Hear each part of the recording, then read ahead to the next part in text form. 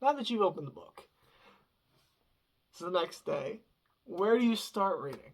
This is a great question. Now, the reason I asked this question in spiritual growth is because I've seen non-Christians and Christians that try to start from beginning to end. That works, right? So this is kind of like the question of, do I watch the sequels first or do I watch the prequels? Even though the prequels came out after the sequels, right? This is something society asks. Do I read the Old Testament first to get an understanding of the story, or do I read the New Testament first? Now, I'm going to tell you, as a Christian, you should first understand Christ.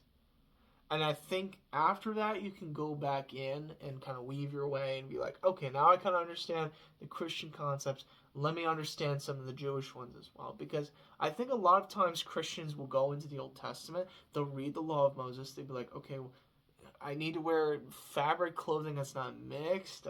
I need to make sure I don't eat blood from meat. Okay, I'm not really sure I'm understanding how this relates to Jesus. And so they kind of like mix, Old Testament law with holiness with New Testament Christianity. And they don't really understand the concept of Jesus because Jesus hasn't arrived yet in this flesh in the Old Testament, ladies and gentlemen. Okay? So my recommendation as Christians, I would say start with the New Testament and then weave your way back to the Old Testament, okay? You can do it the other way around, but I'm going to tell you, you should understand Christ first.